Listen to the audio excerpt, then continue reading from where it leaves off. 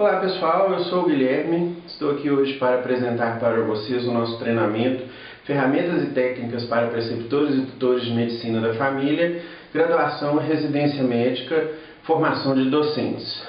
Esse programa é do nosso treinamento de Medicina de Família e Comunidade e eu vou me apresentar que eu sou coordenador da Coremos Lagoa Santa, participo da coordenação do Núcleo de Atenção à Saúde da Faminas BH. E esse treinamento é especialmente para o nosso conjunto de tutores e preceptores vinculados ao nosso curso.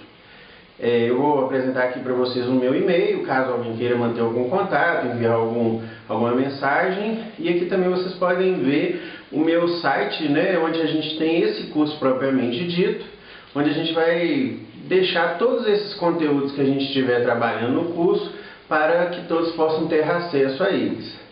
Bom, então acho que é importante a gente dizer que acho que nunca no Brasil a gente teve tanto interesse em formar tutores, preceptores, para fazer o quê? Ensinar medicina da família e comunidade. Então a gente tem agora, só a partir da lei do Mais Médico, a lei 12871, de 22 de outubro de 2013, novos programas de residência que vão ter que ser criados no Brasil inteiro. A gente já tem relato de programas que vão aumentar 40 vagas, 100 vagas, e esses programas vão ser distribuídos em diversos municípios. E a residência tem uma questão muito específica, que para cada residente você vai ter que ter os seus preceptores, que são os médicos que vão acompanhar a formação desses profissionais. Então só a lei do Mais Médico vai determinar uma enorme ampliação e disponibilidade e procura desses profissionais formados em docência que possam se tornar os preceptores. Outra pressão e muito força para que a gente tenha mais docentes e professores no nosso meio, são exatamente as novas diretrizes curriculares do curso médico, a partir aí da DCM de 2014, que elas ampliam enormemente a necessidade do que ela chama de campus de prática. Então o aluno, a partir do primeiro período, ele já tem que ter acesso a um ambulatório, a uma unidade básica de saúde, e lá ele já vai começar o seu treinamento de docência, de formação dessa graduação, com o seu respectivo tutor, com o seu respectivo médico profissional que vai estar realizando as funções de docência. Então isso é muito importante porque é outra grande pressão que a gente tem, desde esse primeiro período. Se a gente imaginar um curso médico com primeiro período, oitavo período e depois os internatos, você vai ter já uma grande demanda de profissionais nesse serviço para orientar esses alunos de graduação. Bom, então a gente tinha essa importante demanda para tentar treinar essas pessoas em geral, e o que a gente viu? A gente começou a procurar quem estava fazendo exatamente isso, treinando, capacitando tutores, capacitando preceptores, e a gente começou a encontrar uma série de iniciativas, que essas iniciativas estavam exatamente trazendo essa nova possibilidade de qualquer médico profissional de saúde, esse da atenção primária, se capacitar para ser um docente, um tutor, um preceptor, um supervisor. Então, o que a gente começou a identificar já que eu ia querer montar também um treinamento ou dar acesso à minha rede de tutores, à minha rede de preceptores ao treinamento, como eu faria isso? Então, vamos procurar o que já está sendo feito no Brasil, no exterior, para que eu pudesse ter alguma referência para propor um programa para essa minha, vamos dizer, comunidade, para esse meu grupo. E a gente começou a identificar que a Associação Brasileira de Ensino Médico, a ABEM, ela desenvolve um grande projeto de capacitação docência para a preceptoria da residência em geral. Então é um projeto grande que envolve vários estados do país, já bastante avançado, e um programa vinculado à Associação Brasileira de Ensino Médico. E a gente viu também diversas iniciativas de cursos pontuais, principalmente talvez pela pressão e disponibilidade do Ministério da Saúde e do Ministério da Educação em financiar treinamentos e cursos de preceptoria. Diversas instituições começaram a oferecer esses cursos no nosso meio. Então a gente tem principalmente uma política governamental, que é o Programa Nacional de Formação de Preceptores, que ele começa a financiar e viabilizar algumas instituições que já trabalhavam com essa questão, já desenvolviam esse interesse de capacitar tutores e preceptores, E a gente pode citar aqui, lá da Universidade de Porto Alegre, né, vinculada ao UNASUS, curso do Sírio-Libanês e várias outras iniciativas no nosso meio, né, como a própria Fiocruz também tem um curso de capacitação de preceptoria. E a gente acabou identificando também até algumas iniciativas internacionais, que eu vou mostrar mais à frente, que também estão realizando cursos aqui no Brasil, em diversas capitais, regiões do país, também com essa motivação de treinar e formar os preceptores. Então, assim, a ABEM hoje ela tem esse grande projeto que tem pessoas em todos os estados, né? E eles estão trabalhando com essa orientação dessa capacitação docente. Então aqui eu vou mostrar essas iniciativas, mas a gente pode até ter acesso ao projeto pedagógico desses cursos, mas nós vamos ver que no final das contas, se você juntar várias iniciativas, vários desses projetos, ainda é possível criar uma nova modalidade de treinamento e curso, que eu acho que é uma solução que a gente vai propor aqui no nosso treinamento, que vai ser mais interessante para todos, né? Então espero que essa, vamos dizer, proposta nossa possa ser conhecida por todos e que, né, cada um diga, né, os méritos e as dificuldades, as limitações que ela possa ter. Mas aqui a gente pode ver, né, que então existe esse projeto da ABEM. A gente tem aqui esse site que mostra essa iniciativa lá da Universidade Federal lá de Porto Alegre, vinculada à UNASUS, que tem essa sede, né, nessa instituição. Esse curso aqui de formação de preceptoria à distância, que abriu um grande edital com bolsas, né, duração de 2 anos, também trazendo aí metodologias e principalmente a partir do projeto pedagógico deles a gente pode ver algumas orientações e o que a gente precisa saber nesse momento é o que a gente colocaria nesse curso, qual seria esse projeto pedagógico de ensino e aí eu acho que cada curso desse traz uma parte dessa contribuição que a gente vai tentar resumir e tirar a nossa proposta, o que a gente acha que pode funcionar melhor.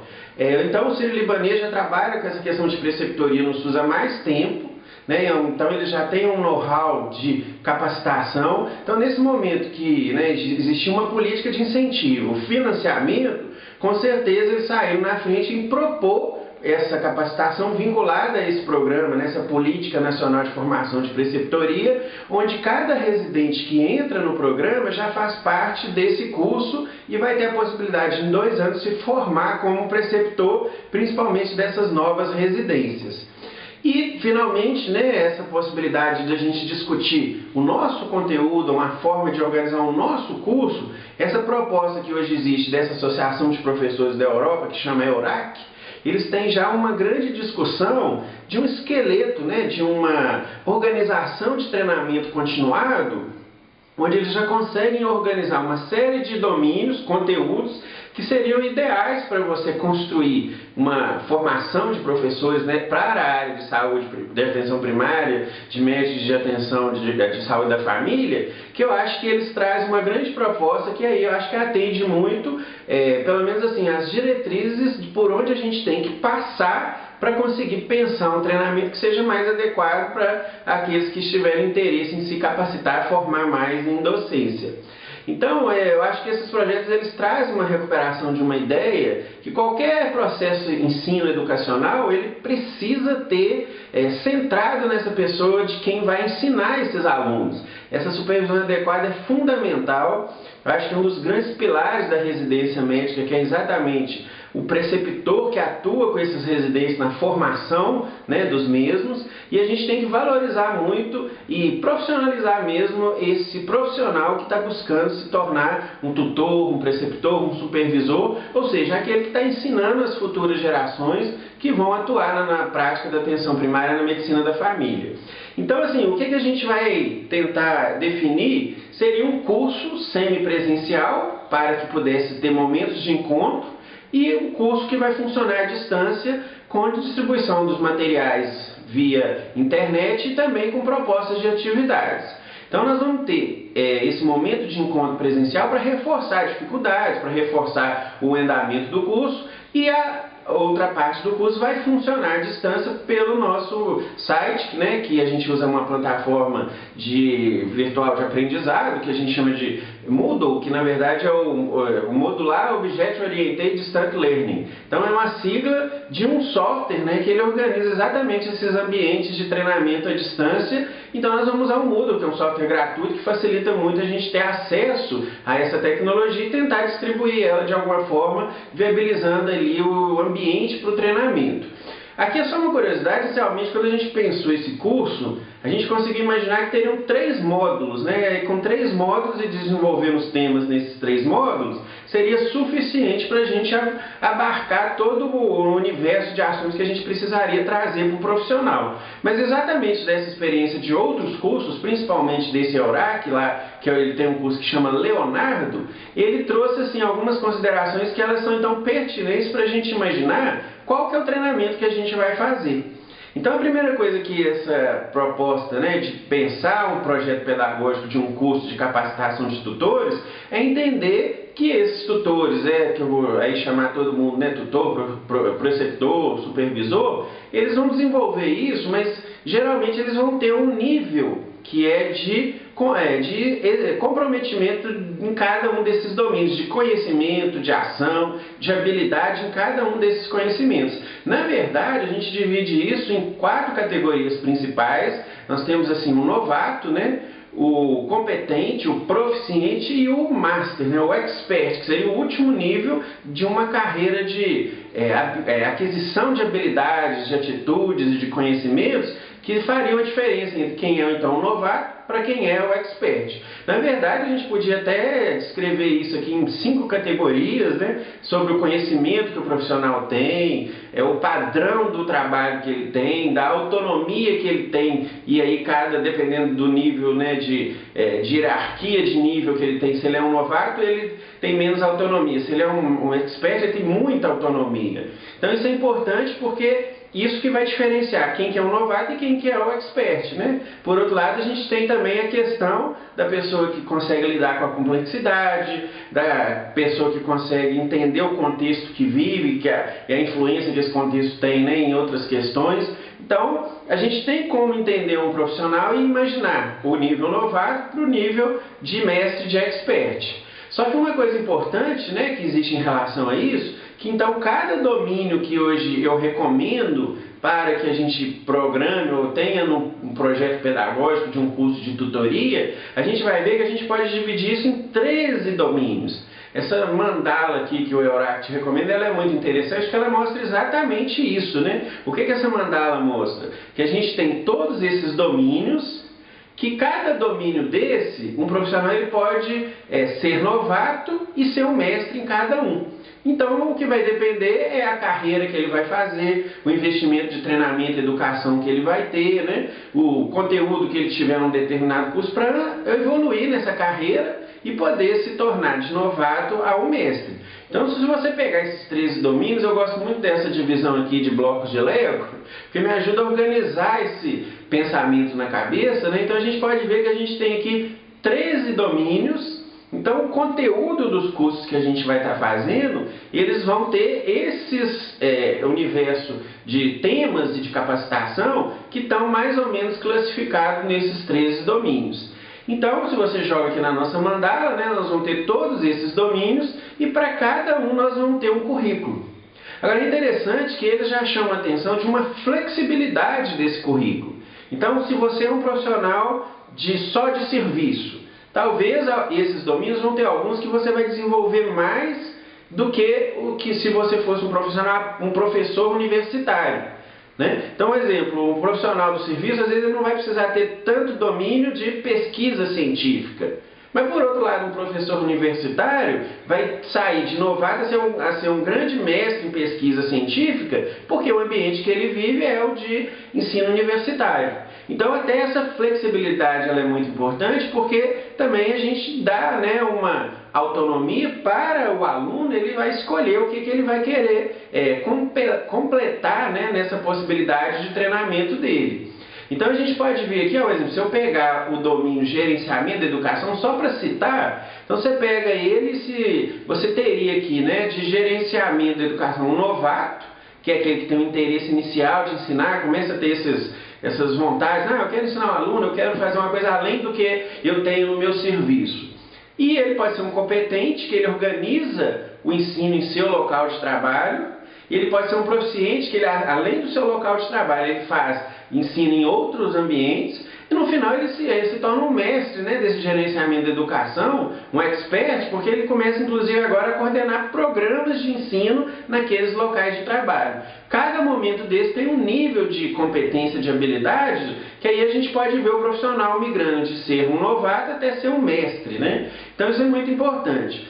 Eu acho que qualquer proposta de treinamento que a gente faça, a gente tem que entender que o nosso contexto hoje, ele não é só dos profissionais titulados. Só os médicos de família formalizados, profissionais titulados nessa especialidade. Mas um conjunto de outros profissionais com outras titulações. O que eu chamo a atenção aqui, né? Nós vamos ter uma equipe de ensino que não é puro sangue, não é só medicina da família. Mas isso agrega porque, para que eu possa ampliar esse universo de possibilidade de demanda de treinamento de tutores, preceptores, eu vou ter que entender que a minha equipe vai ser heterogênea mesmo, né? Isso na graduação, no cenário de prática e na residência.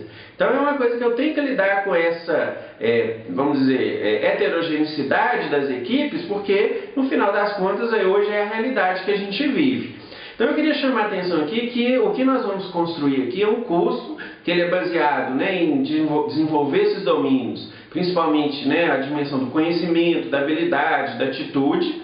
Nós vamos usar aqui exatamente esses conceitos da educação que nos ajudam, né, essas teorias para imaginar um currículo e um curso mais adequado para os nossos alunos. Então nós vamos usar a taxonomia de Bloom para levantar os elementos de conhecimento que o aluno precisa ter. Levar em consideração a pirâmide de Miller, de aquisição de habilidades do profissional, e vamos usar esse, que eu expliquei para vocês, do novato ao experiente, que é o modelo de Dreyfus, que mostra essa evolução e aquisição de habilidades. Aqui é só um exemplo, né, dessa pirâmide de Miller, para vocês entenderem, né, que muitas vezes a avaliação da questão da habilidade, ela depende muito da pessoa ter conhecimento da habilidade, né, saber aplicar aquilo no contexto, né, mostrar a aplicação daquilo e no final conseguir fazer aquela habilidade, inclusive sem supervisão por ela mesma. Então a habilidade é um processo que ele é hierárquico e ele vai crescendo ao longo do tempo. E é interessante que o EURAC ele já prevê que o treinamento que vai ser dado lá, né, ele divide em 3 cursos, 3 módulos, onde cada módulo desse pode evoluir o aluno em relação a ele se tornar um novato, um competente, até chegar a ser expert.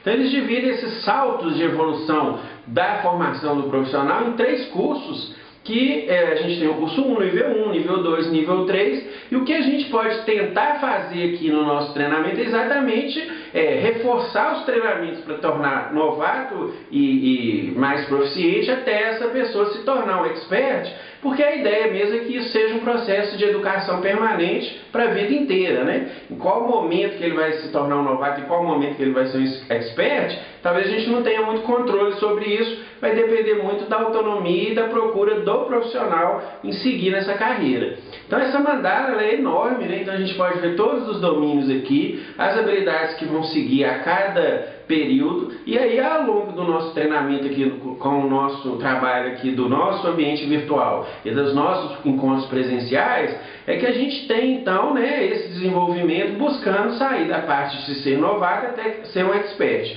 O que é interessante aqui é que esse processo vai ser construído com todos.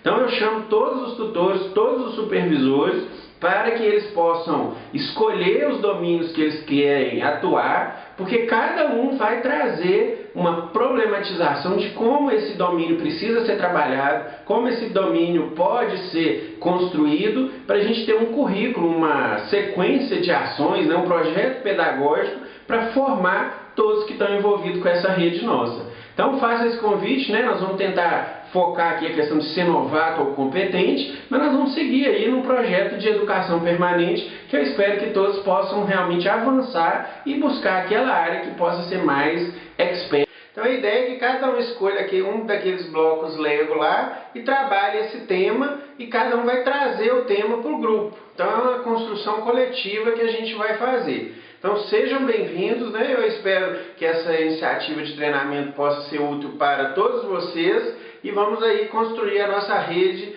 de ensino, de educação, de trabalho de educação permanente. Um abraço para todos!